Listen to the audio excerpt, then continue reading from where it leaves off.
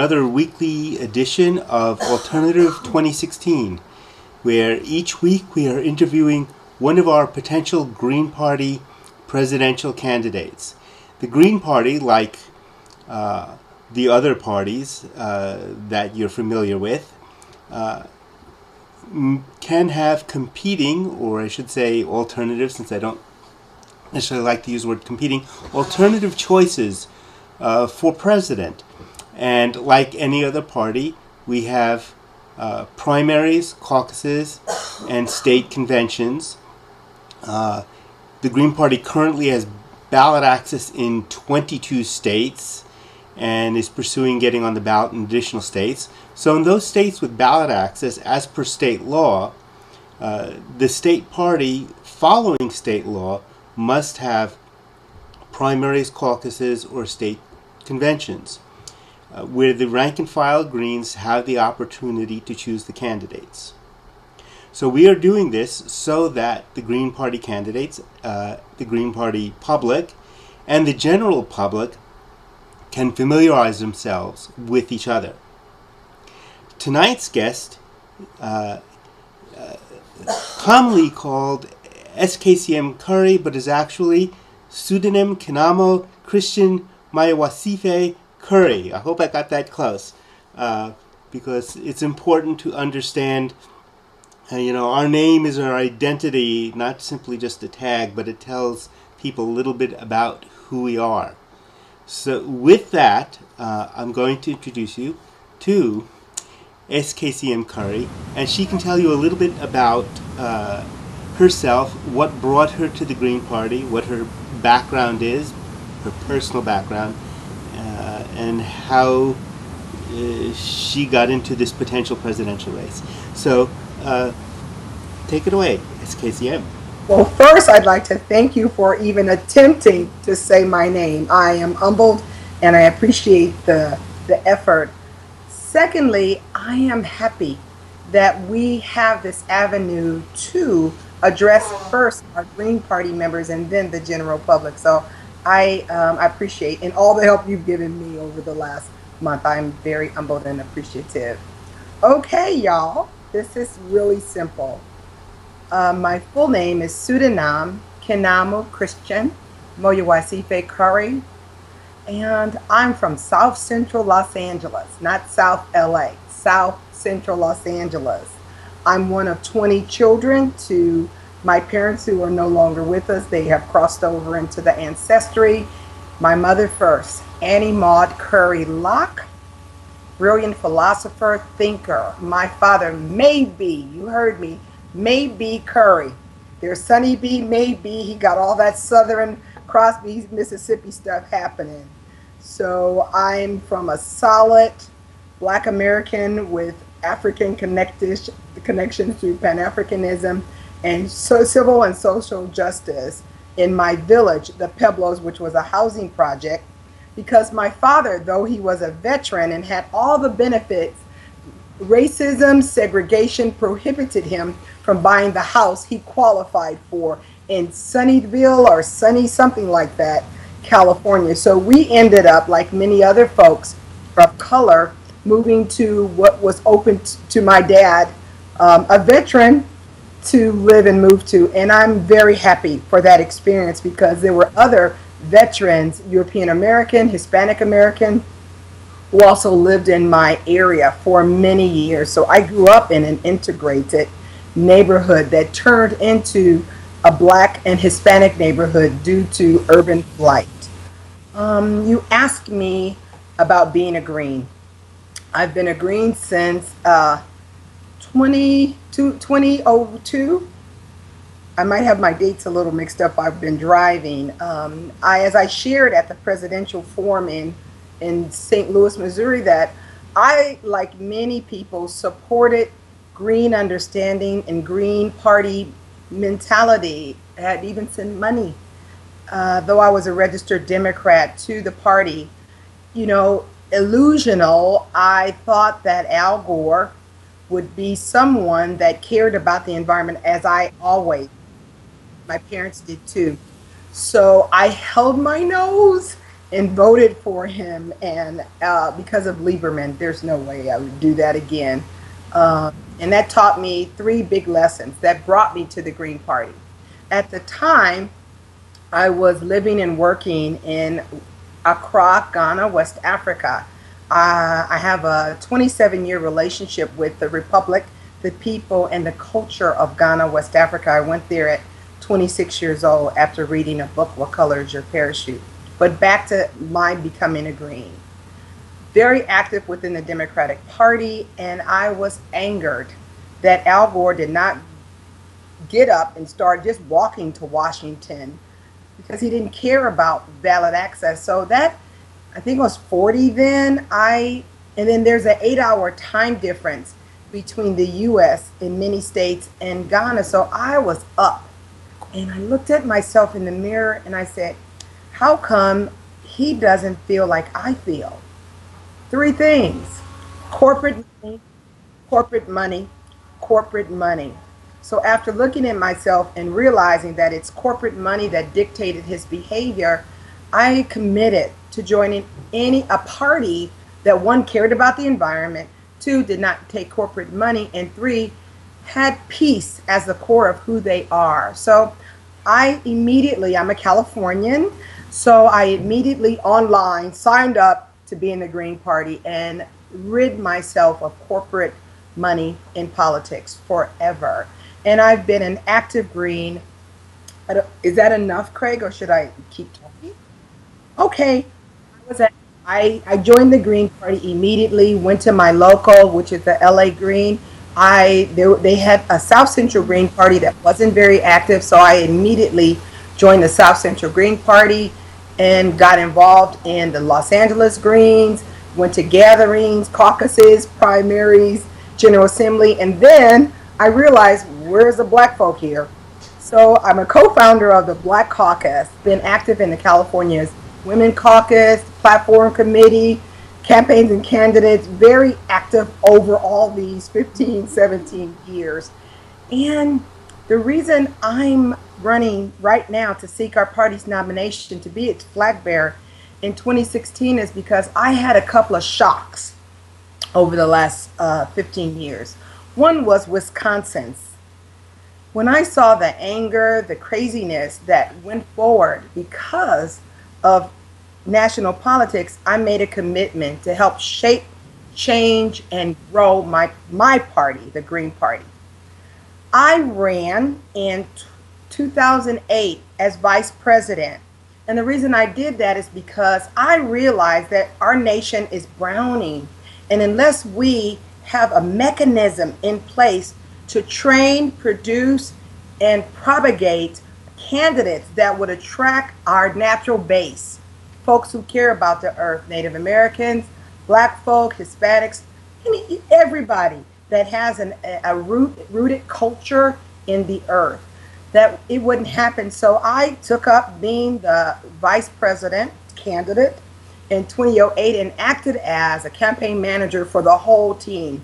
We rode together, slept together, ran together, did everything, and it was a wonderful green time. So now, as someone who's been trained in national and international politics, as I've participated in the African Greens development and propagation, I know that I'm now ready, and I'd like the next 5 election cycles that instead of sticking a sister of color as our VP at the end of the road, that we come out clearly with who, like I did in 2008, who should be our vice presidential candidates. So like me, they become trained, they understand what our party stands for, they're committed, and they help run our campaigns and candidates for national office early. I can speak to any Green because I've done it. So I prepared myself to be Green, a Green Party leader and an ambassador of the change that I see needs to happen within our party. So that's kind of it for me. So tell me, you have actually very good, ambitious goals for the party. Yes. In why you're running. Can you tell me how you plan to reach out to the diverse communities that aren't yet involved in the Green Party. It's particular interest of me because for those who don't know watching, I'm in New York City and I'm in Brooklyn, and specifically Bushwick, Brooklyn. So my melanin condition is in the minority in this community. Okay. So it's very important for many of us Greens around the country, especially some of us in urban areas, where we need to reach out to our own communities who are often a very different complexion than we are. How would you message to them? What do you think would bring them over to this, as opposed to, as polls seem to show, communities of color tend to be attracted to Hillary Clinton at the moment. So what would you do? I'd speak the truth. One, we need a messenger, and one of the reasons I'm running, because I'm a person of color. Two, I'm a woman. Hillary cannot debate me and win. The third thing is, as I said in our presidential forum, we need a message, and that's we are green, and green is earth, and all of us are earth people from those ethnic communities. The third thing is that we need a messenger. I'm an incredible messenger. The other thing is, as I said, we at the presidential forum, it's important that we Greens, it's a strategy that I'd like to use, and then I'll come back to what you asked me specifically. One is that we have to refocus. 2 is drive. 3 is restore. 4 is simplify. And 5 is deliver. This is a strategy. We have to restore our organizational infrastructure. We've mainly been a volunteer organization. I have a plan to get 7 million American citizens to donate $154 because we have to crack the corporate media. You know, I think we often sing to the choir. The choir knows it. Progressive liberals, we know what to do. But we haven't broken through so that our normal, everyday American citizens hear the message that they already know, and hear a messenger that's comfortable with them in terms of being a citizen. And the living outside of the U.S. for 27 years made me a great American, because it made me understand and question our policies, our procedures, everything about who we are. When you leave who you are, even for 3 months, you have to examine yourself. And I've done that for many years. So I'm really, really clear. Like the question I had to ask myself when Al Gore blew it. What happened? And one of the things that's important for us as Greens who are not representative, our party, I've said it, is unhealthy. And folk didn't agree with me, but I'm saying it. We're unhealthy. So we need to uplift and understand ourselves and what green really means. It's our platform, it's our pillars, it's who we are as human beings. We care, we share, and we multiply. The second point I raised after refocus is drive. We have to have operational excellence. And what I've seen in the 15 years I've been connected is people don't understand that doing things a normal business way is what we need to do. We're too complicated, and I've said this before. That's why the restore. It's about growing our numbers that you talked about, and growing our numbers, meaning having a message and a messenger who connects with those folks. I was the only presidential candidate in any party to attend the national movement for Black Lives Matter. How come only me and our party? 2, I've attended several local organizing committees for the 10-10-15. That's the Justice Our Elves. This is Louis Farrakhan. When we were putting together the global Black Lives Matter, we did an intensive survey of Black folk all over the world, and he ranked highest of who people thought had the moral, the ethic, and the integrity to speak to our needs as Black folks. So why isn't the Democrats, the Republicans, and Libertarians? We were there because I was there. I'm green. Not knowing and connecting with leaders that folk that don't look like the majority of the Green Party right now, don't listen to. I'm going. I'm involved. I volunteered to do some national assignments. I'm working on the international part of this. How come? That's because I'm clear. Rallying is nice, but we got to think and plan and connect with folks. The last thing was simplify. As I mentioned at the presidential forum, we got the CG, the EG, the IG, the CBP, way too much stuff. I believe that, again, doing a survey and asking people, because we overlap each other as Greens in our setup, it was nuts and it's dysfunctional for me. It's not okay. So simplifying our structure would help other folks who are not into wiggling and clapping and doing the things we do to understand that this was to be, I think, kind of anti-establishment, but we are an established global party. Folk don't even realize we are global Greens. There's not the global Republicans. They're not the global, what do you call them, Democrats. We are a global party. But because our message and our messenger has not been clear to make that connection, we get confused. And again, fortunate for me, I've lived outside of the U.S. for a significant part of my time in Latin America, in Africa, and in Europe. So I have the ability to connect with those cultures because of that. I tease people that I've had to pass for Puerto Rican for 8 years under George Bush. Viva la Yecas, because that blue passport meant death to me, not life. I want to just end on deliver. And I basically highlighted it, that it's about delivering a message through a messenger about we Greens, our pillars, our platform. We're nonviolent and we are peace and earth people. And that is the majority of the citizens now in the U.S. So I'll just restate the strategy: refocus, drive, simplify, and deliver. I hope I answered your question. Yes, it sounds like you have a very clear outreach and messaging strategy. I think that's important because oftentimes when people first find out about the Green Party, they're kind of very fuzzy about Yes. who we are, and I see there's some typical confusions in that Yes.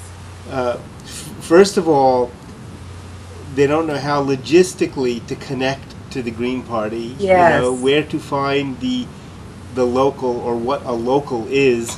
Right. Because Right. We've been here, we know. and one of the others is that often people mistake us for we're like liberal Democrats, so they think. And I ain't a liberal Democrat. You ain't one either. Yes. And I think that's an important message. Recently, there was an incident with a perceived very liberal Democratic Party primary candidate, Right. and Black Lives Matter, and I think to me it clearly says that the people who are involved with Black Lives Matter are not attached to what might be called traditional American white liberalism, even though in any way. and I think it's almost, as far as liberal Democrats go, there's a misconception. They don't understand that there's actually a different life experience, that it's not Yes. simply, oh well, as the Phil Oakes song, "Love Me, I'm a liberal," and he sung that with the same sarcasm, meaning that Yes. that's been the problem with even on the liberal end of the so-called liberal end of the Democratic Party, and why, part of the reason why they fail. So thinking about that, how would you approach such communities, whether it's Black Lives Matter or the people who aren't even connected to that but are aware of it? When they say, well, why would we vote for the Green Party when we can vote for the Democrat. I'll preface this with Okay. someone I know, one of our candidates in Brooklyn, James Lane, Yes. who as you know is a person of color, Yes. ran for Congress in the district that Eric Garner was killed in, Right. and the Republican opponent was the district attorney who conveniently failed to get the indictment for the police Right. officers involved. Right. And yet when he spoke to a group of people that were predominantly more melanin more melanin Then himself. then they asked, well, why should we vote for you? Won't that cost the Democrat the election? And ironically, the Democrat was very much a law and order conservative Democrat, and yet they were still attached to the illusion of the Democratic Party. So that's a really difficult challenge. So I'm going to challenge you with that I question. disagree with you. I think you're underestimating people's understanding of politics, and that's why one of the big things I'm doing is to come up with a strategy to get 7 million Americans to give us $154, and it's message and messaging. And we have to go after corporate media. Do we want them to have that money? No. But if we don't have someone who's clear about those things, that's what happens. So folk not naive. You know, black folks use church, the mosque, as a political and civil. European Americans traditionally don't. The right wing has a small conundrum of folks who run with Jesus like Jesus really participates in their craziness. So I think just pointing those things out, I saw, this is a bit funny. There was a pro-Confederate flag-toting KKK member, well, two things. He had on FUBU, for us, by us, tennis shoes. Ignorant.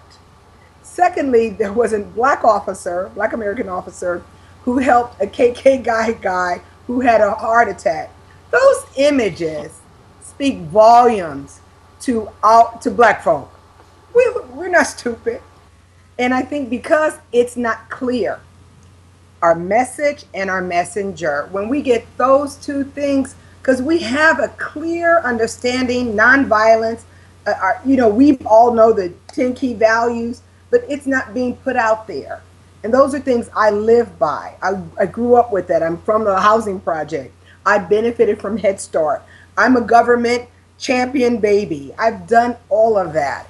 And I went to, public school. So those are things about me that connect with the majority. I have members of my family incarcerated. I too, on the way to the St. Louis presidential forum, I was pulled over by an Oklahoma Highway Patrol. I went to college because I had a question. One question.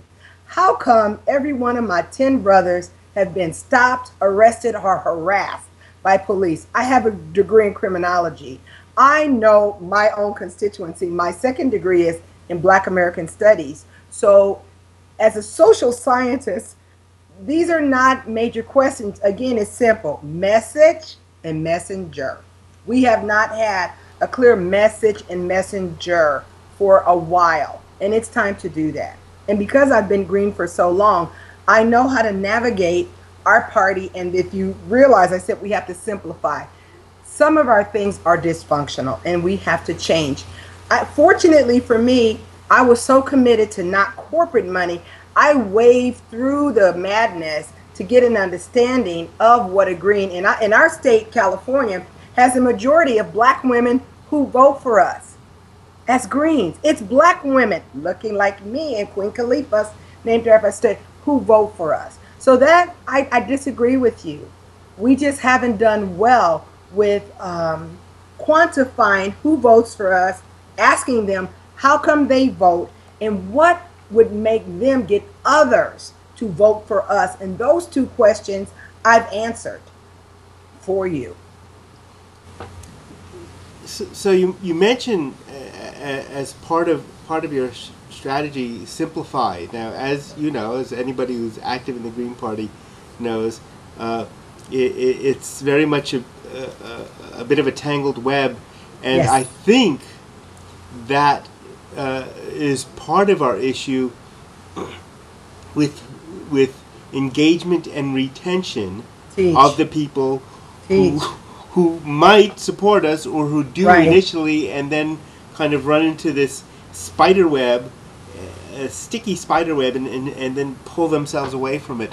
What would you do to simplify, to make the party more effective? What? One, I'd fundraise so that we can hire full-time staff. We need 8 full-time staff to just do boom, boom, boom, boom. Volunteers is great for get out the vote and to survey and ask what's going on. We are a global party. We got to start acting like one. I would also hire 5 other people to focus on outreach for folks of color, and then also the LGBT community, as well as any other of our natural constituencies. They have to have someone that understands, knows how to outreach and listen. We have not been very good at listening. Over these 15 years I've been involved, we've had several like racism awareness workshops. I wrote Tim Wise and I asked him if he could help me come up with a 20-year plan to address white privilege. It happens within our party, big time. But folks, because they're liberal, haven't disassociated themselves because it's a cultural understanding. I've been blown away by it all these years, but the good thing about our party is we are human beings, and we have a care, a love, and a commitment to our planet. So that underlying foundation for the majority of Greens I've met gives me the gumption to still run and to be involved. I've had a wonderful time as a Green. It's been more fun and enlightening and friendship building than any other thing I've done for like the last 20 years. So I know we can do it. It's just we need someone to speak truth, to be honest, to hug, love, and we need to heal and move past ourselves. I mentioned in the presidential forum, I looked out. In 30 to 35 years, we'll be gone. What are we doing to ensure these 10 key values and our pillars stay with us? So my goal when I ran in 2008 as VP was to start training us to get folks of color to run as VP early on so that they are prepared to lead. And that's what we're not doing. One of the issues that got me motivated to help with Cynthia McKinney being our party was having Uncle Ralph, who I love and I owe many lives, he saved because of his incredible work with, car safety, that we can't not have a perpetual candidate. We need to have candidates from 5 different major ethnic groups. So over the next 5 terms, we grow our base. And having the same person run over and over that don't look like those folks is unhealthy and it's dangerous. And I've set a good path. If you talk to anybody that was a part of the '08, ask them the role I played. And that's every vice presidential candidate needs to do that so they're not starting from scratch. And that we have 5 people lined up for the next 5 cycles that can compete and win. It would be more than that because right now there's 5 of us, right? Competing. All of us should name a vice president, and that person should come up now and start learning. So now we have 25 people that can compete for the next 5 times. And that's stick a person of color, a sister of color at the end. I want to break that cycle. We've done it and it's bad. I think they did he's gone on. He did the avocado declarations. He's from my Peter state. Camejo. Yeah, I think he picked Matt Gonzalez, who I helped do voter fraud for. But how come Matt is not up here now? How come we can't start from scratch or keep repeating candidates? It's our retention issue again. And that's the issue. That is the issue. So my thinking when I ran in '08 was to start that process, to start it. Then I'm running one time, and I'm running to win.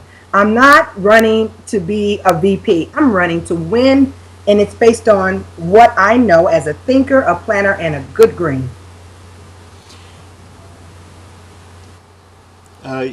Yeah, there's a important factor in the diversity of our candidates. I don't Yes. mean throughout. That includes our congressional and Senate candidates also. City, state, yes, we have to, because our nation is browning. Yeah. So if we're not browning as a party, we're joking, or a social club. One of the risks we end up falling into, is in thinking of political history, is the Socialist Party would run for many years if it was Eugene Debs over and over again. Excuse me, I sneezed on the truth. And I think it's a problem when a party keeps running the same person over and over again. It's dangerous and it's unhealthy. I'm saying those two words out loud and clear. And that goes through for any number of our higher offices, because what you end up having is savior syndrome. Dynasties. I couldn't imagine who would vote for another Bush and another Clinton. We're not a monarchy. That's crazy. Yeah. Crazy. We end up getting the same, and it's funny, ironic that's happening in both the Titanic parties, that they're now they're recycling the same candidates and the same families over and over again. And that's Craig, a big problem. It's simple. I don't mean to cut you off. I'm sorry. You were saying. Well, that's a big problem in terms of having the same people run over and over again, because it no longer is the party as a collective, but it becomes the individual as savior. And then, of course, when the savior eventually stops running, everything dissipates, and that's sort of what happened with the Socialist Party. They had Debs and then Norman Thomas a few times, and then they went from a long-standing big alternative party to almost nothing. Non-existent. And we have to make sure that doesn't happen in the Green Party. I wanted to point out something. If you remember with the Democrats, when Hillary and Obama ran in, was that 2008? She presented herself as entitled. And that's the white privilege that has happened again. It's happening in our party right now, and it's happening with the Bush and the Clinton again. Folk tired of that, really tired of it. And there was a survey, I was listening to Jon Stewart a bit ago, and he talked about people are tired of them. So I know with my fresh energy, my great charisma, and the plan and strategy to grow first our party and to make sure we're a solid political base so that we can hold all the new party members we're going to be growing over the next 11 months before our annual conference in July. Yes. Yeah. One of the things I see in terms of the challenges in connecting the issues with different aspects of the populace and bringing them together, because we've become a very atomized and fragmented nation. Yeah, on issue work, so that you have people addressing one or the other. One thing that I saw recently, that there were people for those of you who don't follow the animal rights movement, although it's gotten pretty big, is the killing of Cecil the lion, in Zimbabwe. Now, the interesting thing is I saw a couple of people who were involved with Black Lives Matter who expressed concern that there was so much interest in a lion and not the people who were being abused and killed by the police, who black people who die on the streets or die in prison. And I mentioned, I said, so here we have something that is precious to a black nation, Zimbabwe, and once again, white man with his money comes in his privilege and kills something that's important to an African nation. And I said, that's institutional racism all over Clearly. again, just expressed in a different way. But it's the white person who feels he's immune, just as the cops are, and can go in and kill something that is important, because the nation was exploited economically. That somebody could go in with their money and just buy their way in and kill something that was important to that country. And what happened is a bunch of people who were into animal rights activism, and people who were into who were working on the Black Lives Matter issues kind of connected and said, institutional racism expresses itself in many different ways. Yes. And one of the challenges we have as Greens is trying to connect all these different things, that there are common problems that run through. It happens in environmental and ecological issues. I know in Brooklyn, for many years, it was a big deal because when we were first starting out as the Greens, and trying to work with communities of color, they would say, "Well, you're just a bunch of white environmentalists." And I responded. I said, "Whose neighborhoods are the incinerators and the waste transfer stations dumped in, and where the asthma rates are as a result of that?" I said, "It's the ecological, environmental issues, racism, the economics. They are really, there are connections to all of them." And so what? Tell me how you. This is not complicated. It's a social science issue. 2 points. One, next year in Ghana, West Africa, we're going to have globally Black Lives Matter. So far, we've identified 14 issues that everybody black on the planet faces. It's that simple. Out of those 13 of them, everybody else also faces, because it's about the haves and the have-nots. It's the money and the money with folks without money. So it's about being honest. We have to, one of the reasons we're launching our campaign for my presidential run in November in Ghana is to highlight that very point. Because of the falseness of whiteness, folks forget that it's about rich people, normal people, and then poor people. Everybody but rich people deal with the same major issues, except maybe 2 or 3 that are based in our nation's wrongful kidnap and enslavement of black folk. And the bigger thing in some way is them taking over someone else's land. There was a funny post, I don't know if you posted or who it was, on Facebook. Wish I had it, but it's a beautiful, statuesque Native American king, and he's saying the only illegal people are those folks, the Europeans. They liked us because we didn't ask to be here. We were kidnapped, robbed, and raped and got here. So that kind of understanding about clarity of consciousness, about speaking the truth, and that's where I am at 50 years old. If it's not real, it's a lie. So just speaking the truth to folks, that we have more in common with each other than the billionaires have with us. We all work, we all pay taxes. They don't work and they don't pay taxes. So the 99% movement, it existed for a reason, and it was our government and rich folk that ended that. That was a mixture of all of us citizens against the 1%. And we have to stay there. So I think part of it is, that's why I spoke with Tim Wise, or I wrote him to ask him to help me deal with white privilege, because the whiteness has skewed the minds of a lot of our European American brothers and sisters, believe that they have a level of specialness, and they don't. It's just misconstrued, very misconstrued. And look at all these Confederate, racist, crazy, European Americans run around. This ain't your land. So if they done a DNA test to everybody, they'll realize that they're not connected here. So this is about truth telling right now for me. It's that simple. I could share a little example. Go ahead. I was coming back from France, and there was a European American where they check your passports and stuff, and he was harassing this I'm sure she was from Kerala, but she was an Indian.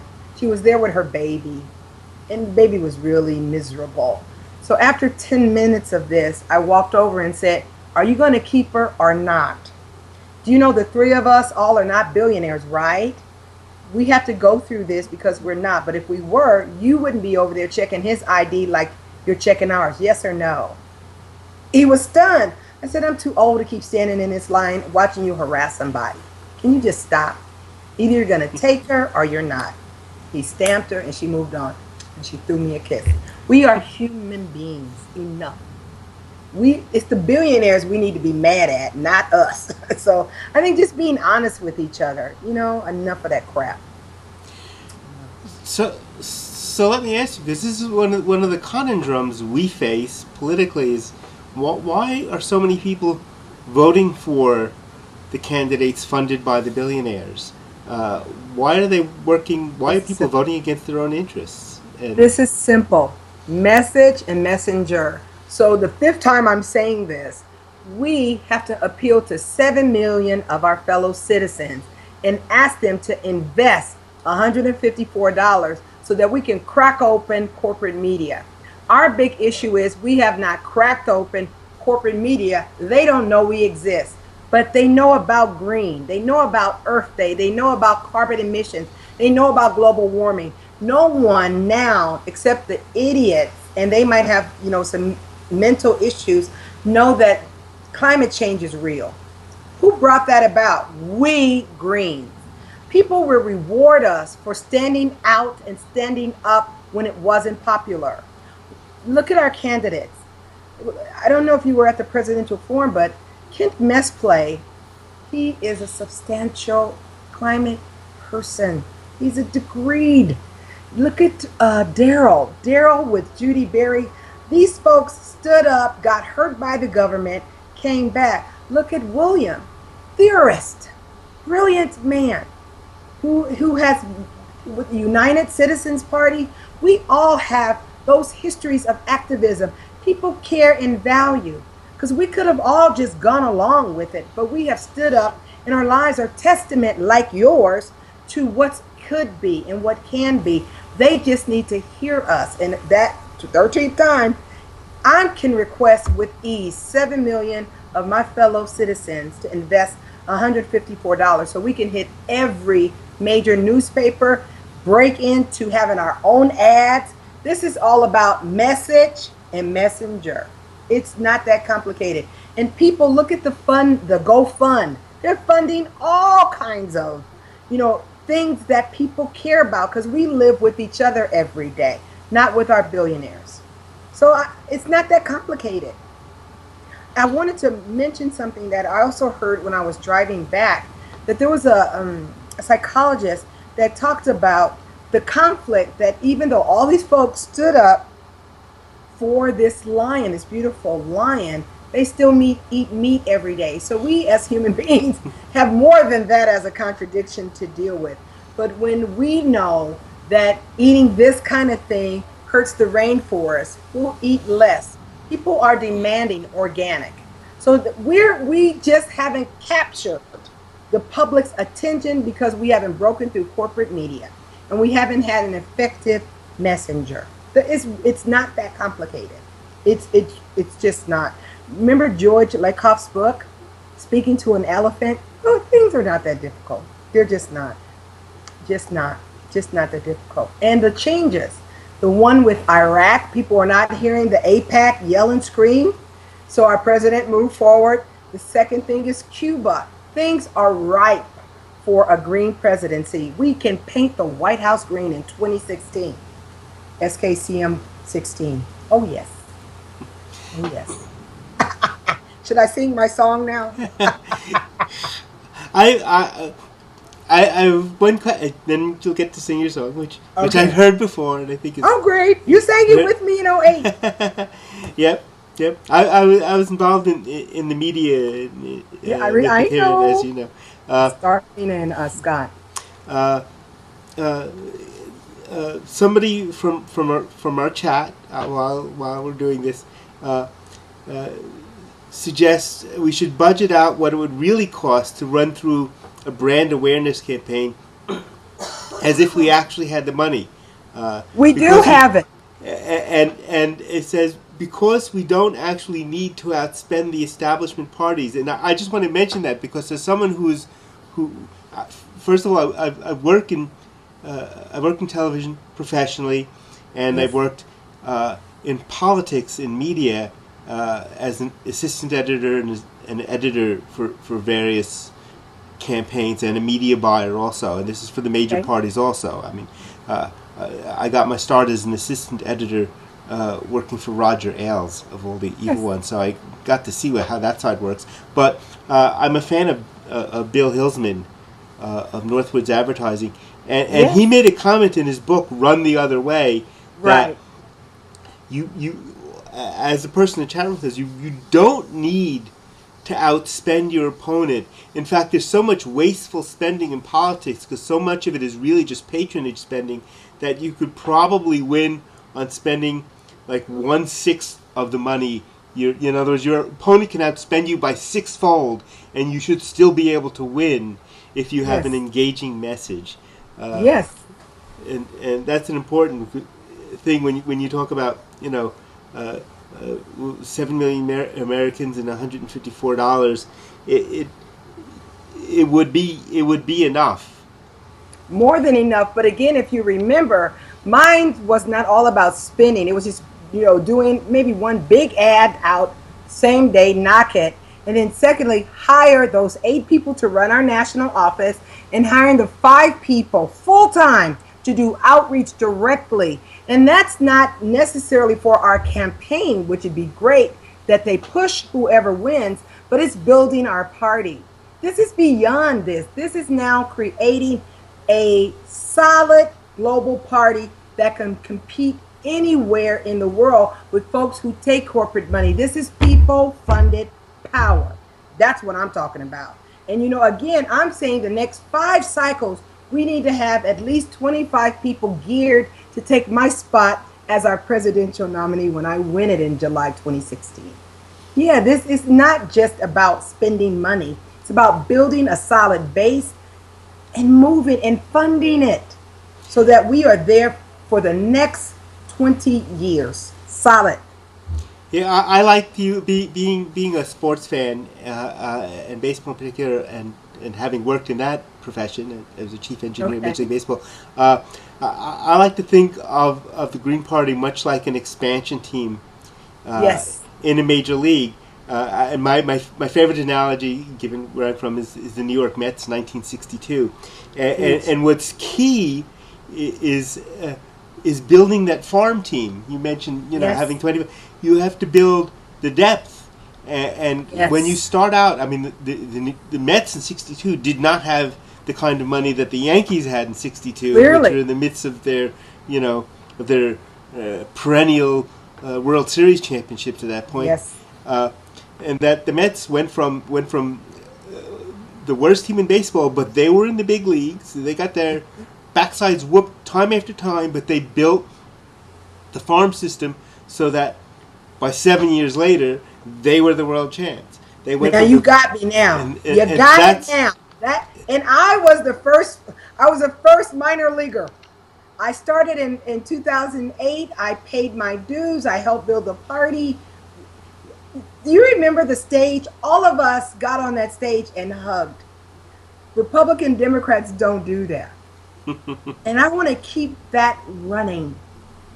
I want to keep it running. Yes, for the next 5 election cycles. Because after we are there in 2016, we got to keep a green coming to keep the fundamental basis. And our party has to have solid professionals helping to make sure we care for our base. And keep good ears to the ground. So you were going to I guess it was sing a song, or you had a message Yes. to deliver. So This is really simple. the stage is yours. Paint the White House Yes, green. That's all it is. Paint a White House Yes, green. Are y'all listening? No. Paint the White House green. Green. Won't you help me to paint the White House green? Is that simple? It is that simple. We got to paint it. Beyond the solar panels we're going to change the color. It's changing the color. Our whole world has to be green so that we can sustain our lives. I've been saddened since 1945. Our species has had the ability to kill us all off. That's not something no one should be proud of. But let's say by 2016, we have a committed commander-in-chief to change our economy and who has created a green path for our nation and the world to survive as a species and all our other cousins, brothers, and sister animals here. We cannot allow stupidity to reign anymore. We can't. We can't afford it. Yeah, we're in sort of we're as in civilization, although I hate to use the word civilization because if we were really civilized, we wouldn't be in this mess. Like the Native Americans, yeah. They were civil. Yeah. Yes. We as a species are in a death march and taking a good part of every other being, sentient and otherwise, with us. It's inhumane and crazy. And we still have people who are talking as if there's a lesser evil, and they don't think there's a lesser form of extinction. If you ain't here, you're gone. Done. And we're facing that. There was a big event in New York a few days ago where a group of activists who were documentarians, they projected over 100 endangered species on the side of the Empire State Building. It was about 40 stories. I saw that. That was beautiful. I highlighted it on my Facebook page. Yes. I saw them. They were in New York last year, and I saw them speak. And the guys who worked on the documentary, and he said, inherently, one of them was a filmmaker, but the rest of them were really activists. And he said, as far as messaging, the problem is he felt no matter how great a movie they did, it just wasn't going to reach enough people. So he said they were thinking of spectacular events that were more direct than filmmaking, that could reach millions of people. And he said sometimes legal, and he said sometimes not. He said they will use direct action to get the message across. Evolution. Yeah, the film that they just completed is called Racing Extinction, and it is not a warning of what may be. It is clearly the message is we are in the midst of the sixth grade extinction. It's already here and it's already happening, and we don't have that much time to turn it around. So there's no lesser in this extinction. It's massive. The rate, and it's the rate of species that are becoming extinct are so rapid. Yes. And it's only happened 5 other times in our history, and each one was devastating. Right. And yet, if you say that, the public says, "Well, you're being alarmist." And meanwhile, you got people in like Texas. It's 100 degrees day after day. California has a drought. How bad does it have to get? I mean, it's not even academic. It's like people go outside and they melt. It's hot. It's just, for me, again, it's about breaking through at the same time as a shock, kind of a shock, like they're speaking of. It has to be some way. Imagine let's get a date. August 1st, every major newspaper, every major television station and radio carries that same message at one time. Everybody gonna hear it, as well as we broadcast this on satellite to the whole world. Again, we're a global party, so we can all speak the same words the same time. It's just we have to claim it, name it, and do it. And that's what I'm willing to do. Do you remember in the 60s when they had the commercial, the little girl, and then the explosion? I've never forgotten that. Spot, I didn't vote, but I've never forgotten. I remember that too. I'm old enough. An image is worth, we know that, we're in media. So I believe because of that, And because, as I heard on the Jon Stewart show just maybe half an hour ago, folk are tired. And look, in our own nation, a third of the folks don't vote. Yeah. That's because they don't have a reason to. Let's give them one in 2016. Let's give them one to be green. Yeah, and that third is often up to 50%, and it's ironic. I don't want to keep using the funny because it's actually sad. It's ironic that in the Democratic Party that so many people are wedded to, the primary turnouts in that party are so abysmal. New York, in its Democratic gubernatorial primary, where there was not only a very progressive candidate running against a Democrat so conservative, Andrew Cuomo, who may as well have been a Republican. Right, I agree. And the turnout in that primary, which could have changed the direction of the state, the turnout was 10%. This is on a statewide election. This isn't a little... We're singing to the choir. The reason I'm running is message and messenger, and getting folks to see and know it. So that's our job, and that's our goal, and that's our campaign, that we'll do that. That's what we'll do. Yeah. I think I've mentioned to you, I'm proposing a 5 regional series debates of the 5 of us who are Green Party potential flag bearers. So in the major cities, so we can do ballot access, do fundraising, and build our base. So those are the kind of things I'm committed and wedded to grow it. We had a very successful debate in Northern California in 2008. Folk paid to see. People are willing to help. People are willing. It's just having a structured, organized, and orchestrated way to bring folk home to the Green Party, because they're there. It's just pulling them in. The 99% movement, this animal rights, the gay marriage folk, Black Lives Matter, globally Black Lives Matter. We're heading that way.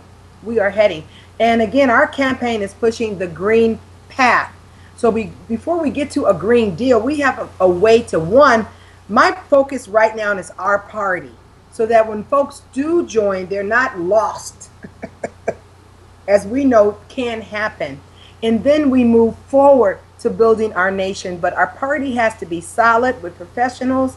We have to reach out to every one of our base communities, people who care about sacred earth, our mother. Everybody does.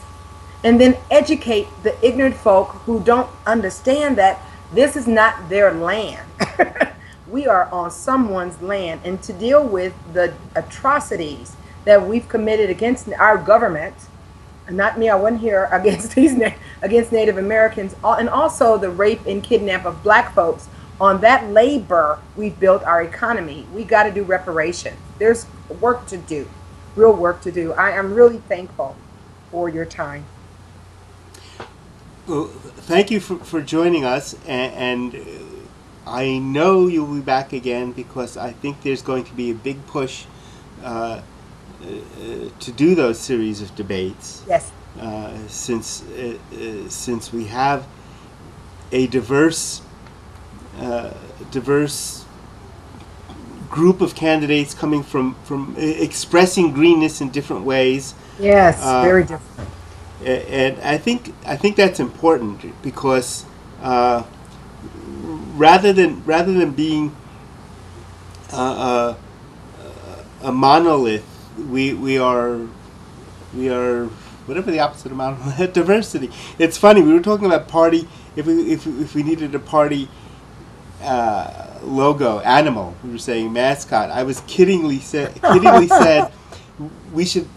our animal mascot should be a paramecium, because we're unicellular. Interesting. I mean, we really aren't unicellular. That's the point. And I think people need to see that there's a lot to being green. There's a lot of different ways to express it, and that's what we're getting with 5 candidates. So in one sense, I would say we're not picking, the flag bearers. That you're all flag bearers. We have a lot of flags in this party, and people need to see them all. Yes, I agree. Yeah. I'm proud to be one of the 3 Californians seeking our party's nomination, and I'm proud. I am so happy with the other folk there. I'm excited. If you noticed, one of my friends was teasing me that you were about to hug Daryl and Ken. I was so happy. And William, I was so happy with the conversation, the level of intellect that we have as a group. I'm happy. Very, very happy. We have to grow our party. We have to grow our party. Well, thank you for being with us tonight. We'll be hearing from you again. Okay. And I want to remind the people who are watching this video, live or recorded, that your participation in the Green Party is vital because we have 5 very interesting candidates. We have 5 very interesting candidates. You will have the opportunity to participate in the selection process, and it's also important to understand that while inevitably one will be nominated for president and there will be a vice presidential candidate, of course, that none of these candidates go away if the party is properly structured, because we all keep going as messengers. So it's vital for the grassroots to participate in this process. We are not a monolith. We are a diverse group. We're a multilith. We are a vortex rather than singular. So each one of you out there needs to get other people to watch these videos, to get involved in your state parties, to talk to your activist friends and get them interested in the Green Party, because there's an interesting process for them to watch and participate in. Yep. In the Green Party, politics is not a passive sport. It's a grassroots participatory democracy. So with that, I'm going to say good night, and thank you for being here, SKCM. Oh, and I want you to, it's very important for you to do one more thing. Again, your name, it's important. Say my name. It's such a cool name. Sedinam, the ancestors have called. Kinamo, versatility and adaptable.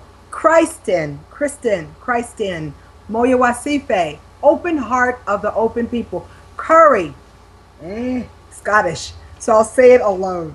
Sedinam, Kinamo, Christian, Moyowasifza, Curry, 2016 president. Peace and power. Thank you very much, and everyone, have a good night. Bye.